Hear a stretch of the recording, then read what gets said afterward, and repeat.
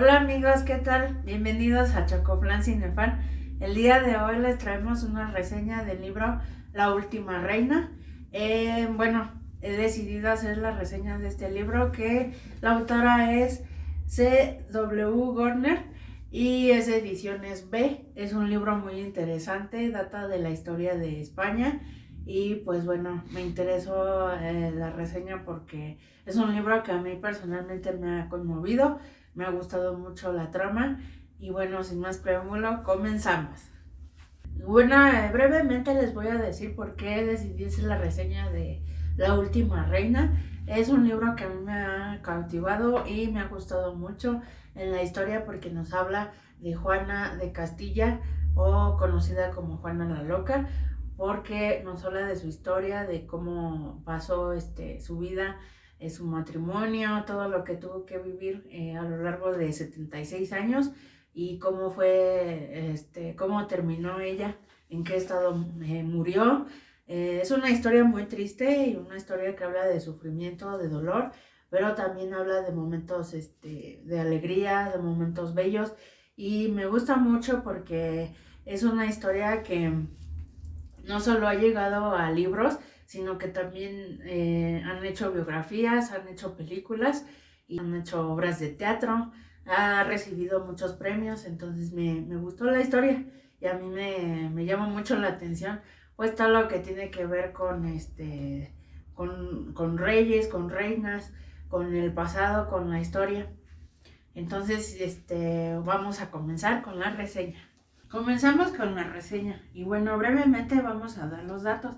Juana de Castilla es la hija de Isabel y Fernando, que vienen siendo reyes de España en el año de 1492 a 1500 aproximadamente. Eh, la historia comienza desde su niñez. ¿Qué fue lo que ella vivió? Pues cómo vio a su madre siendo reina, cuál era, vamos, la postura de su madre, pero también cuáles decisiones tomaba, cómo veía a su padre, que era un hombre, pues que a la vez era muy cariñoso y muy amable, pero fue un padre muy ausente para ella. Esto también marcó su vida amorosa y pues todo lo que va a venir en lo más adelante respecto a la situación, relación y amor con ella. Bueno, comienza la historia con su niñez, que es adentrándonos en cómo vive ella siendo una hija de reyes. ¿Qué es lo que ella nos cuenta? Que había mujeres que les daban clases como en casa y les enseñaban ya sea bordado, piano, clases de canto, de música, no solo a ella, sino a sus hermanas. Ella no era la mayor, pero sí era una de las más grandes, porque su hermano mayor, Alfonso, era un hombre que pues ya se dedicaba a estar de lleno con su papá para ser instruido porque él iba a ser el heredero del trono. Juana vive una infancia pues tranquila, viviendo en su casa, conviviendo con sus hermanos, con su mamá, y ella siempre fue una niña que se destacaba por no seguir lo que los demás le decían, por no seguir las reglas, porque se escapaba de, a lo mejor de las clases, desobedecía a veces reglas, pero sin embargo, después de esto, a los 16 años, cuando ella ya entra en una etapa de pubertad, de adolescencia, eh, ella ya empieza a recibir algunas decisiones que su mamá toma. Es aquí donde cambia toda la historia. ¿Por qué? Porque su mamá le dice que ella debe ya dedicarse al matrimonio. Para ella eso fue como un golpe duro porque aún era una niña, aún tenía como sueños, juguetes, cosas, anhelos, sueños. Sin embargo, pues su mamá casi que la obliga porque en ese tiempo recordemos que las reinas no se casaban por amor, se casaban pues más por decisión de sus padres. En este caso eran como convenios que hacían con otros reyes para que sus hijos se casaran y les heredaran a lo mejor terrenos, poder, reinos, otras posesiones. Entonces era como un acuerdo entre padres para que sus hijos se casaran. Así que Juana es enviada a Inglaterra, donde se va a casar con Felipe. Felipe que viene siendo archiduque de Flandes, me parece. Todo esto es como un trauma para ella, porque pues ella no se siente en la edad de ya empezar a tener una vida como ya cambiar a mujer, sin embargo pues lo debe hacer. Entonces la historia comienza aquí, en que ella se dirige a Inglaterra y va rumbo a conocer, porque aún no conoce a Felipe. Felipe que pues vive en Inglaterra. Cuando llega ya al lugar, pues todo comienza a cambiar rotundamente. ¿Qué pasa? Pues que la embarcación donde iba sufre un accidente, pierde su ropa, sus collas, pierde todo ella. Llega a Inglaterra y empiezan a cambiar las cosas y empieza a haber cambios diferentes. ¿Qué es lo que pasa? Que pues empiezan a cambiar su manera de vestir, su manera de actuar, y a decirle que pues allá en Inglaterra las cosas eran diferentes, que eran personas más abiertas, personas más de fiesta, más alegres. Entonces sí, como que empiezan a cambiarla de alguna manera a ser una persona diferente. En el primer día en el que ella llega, pues la tratan de manera cortés, la tratan muy amablemente, y ella conoce por primera vez a Felipe, quien era apodado Felipe el Hermoso, porque era un hombre muy atractivo, un hombre muy guapo, y ella se enamora inmediatamente desde que lo ve. Entonces, ese mismo día, casi que los obligan a casarse sin aún haber llegado al lugar donde debían llegar para casarse. Y ese mismo día comienza su luna de miel, cosa que las damas que iban con ella pues no lo ven bien, porque no eran las maneras que se requerían para tener una vida de casados. Sin embargo, pues ella ya entra en su papel pues ya de esposa. Todo comienza con esto, porque ella está muy enamorada de Felipe, vive en un matrimonio muy alegre, una vida muy linda en esos pocos meses que va a durar. ¿Por qué digo pocos? Porque después Felipe tiene que hacer viajes para comenzar a ya formar como un hogar y como un reinado ahí en su casa. Entonces él, en uno de tantos viajes, Juana lo descubre teniendo relaciones con digamos que era como una mujer que hacía la limpieza en el castillo. Sin embargo, él lo niega, pero estas infidelidades pues siguen siendo más constantes, y para Felipe son cosas muy normales. ¿Por qué? Porque Felipe vivió en una vida en la que se le permitió ser como tener relaciones a tempranas edades, muchas mujeres, vicios y cosas. Ajá, muy liberal desde que era niño. Entonces él creció con esa manera. Después de esto, bueno, pues Juana empieza a molestarse y empieza a exigir pues el respeto, porque ella era su esposa. Sin embargo, Felipe pues no hace caso.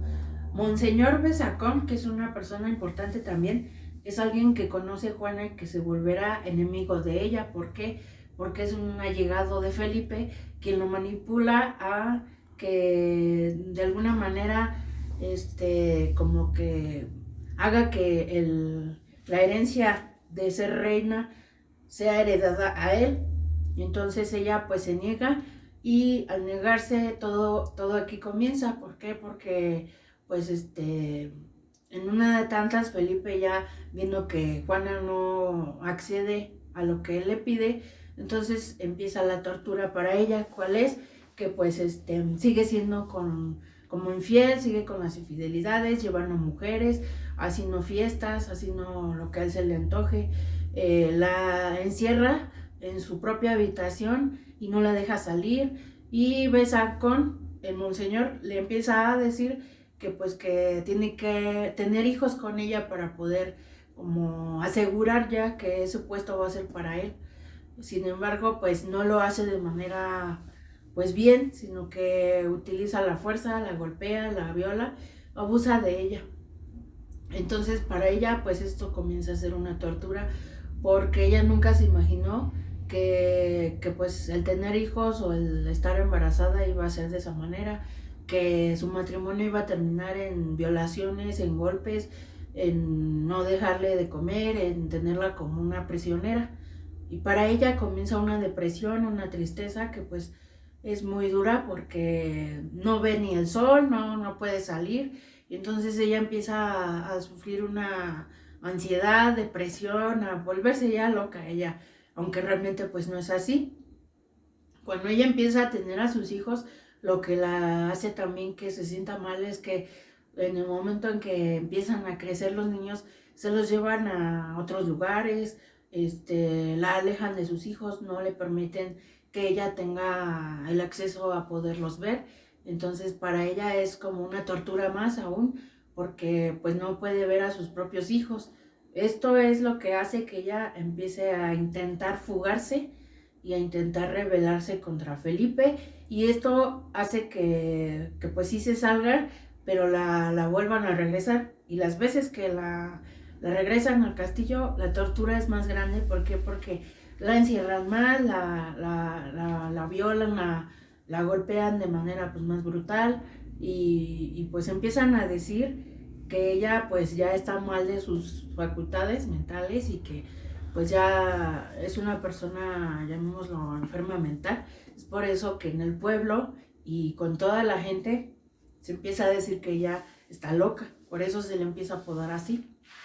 Sin embargo, pues ella no estaba mal, sino que simplemente estaba haciendo lo que podía por salir del infierno que vivía.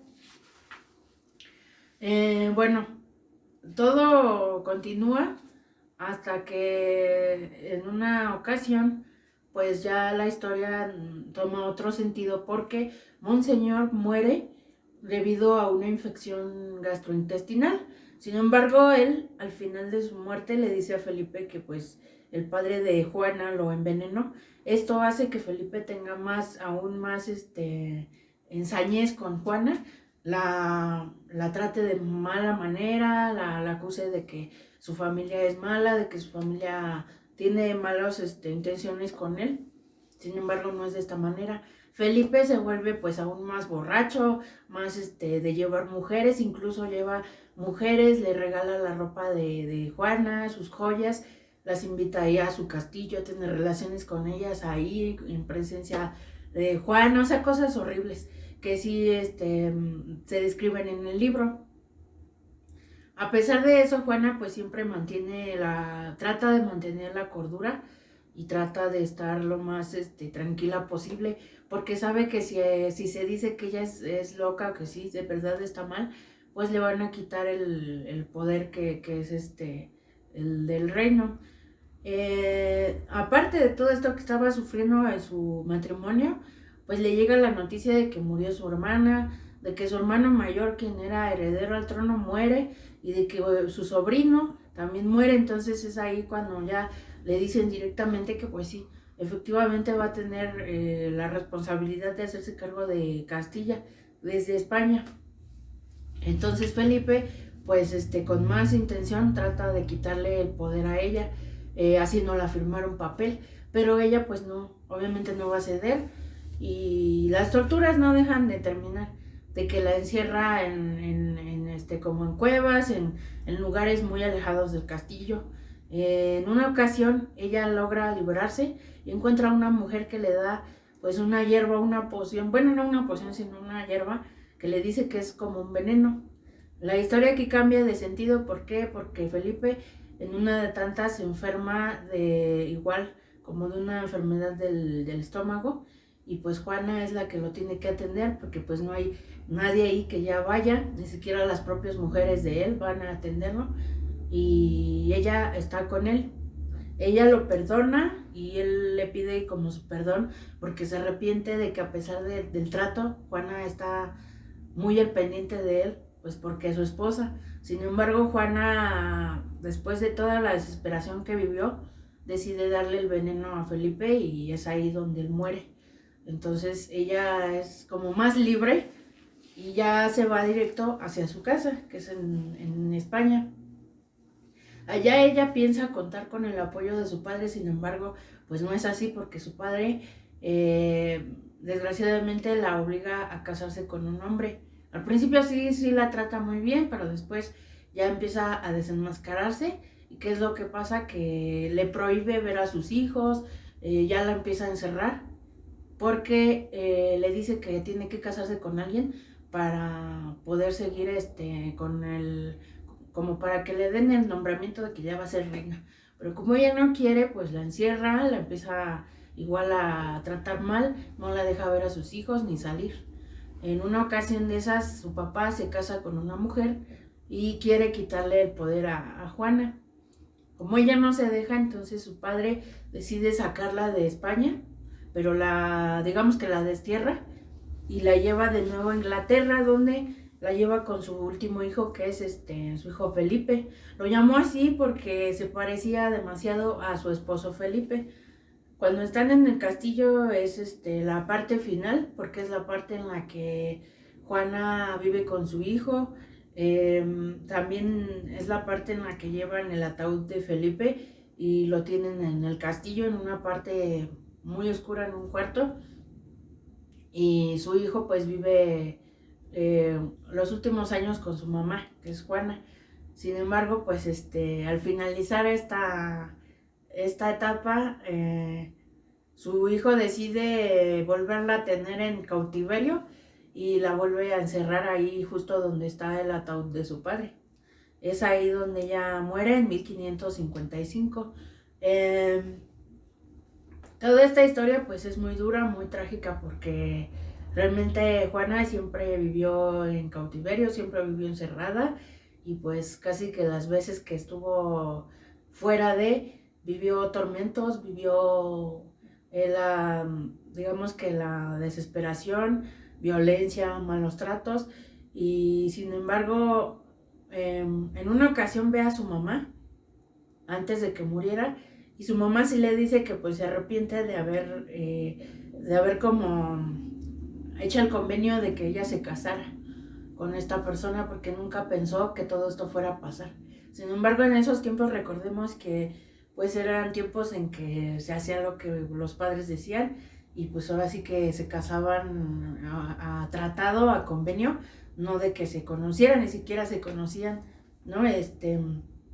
Tan es así que una de sus hermanas, Catalina, pues se casa con un hombre que ya es muy, muy anciano, ya es un hombre grande, y sin embargo pues es obligada a casarse con él y a tener hijos.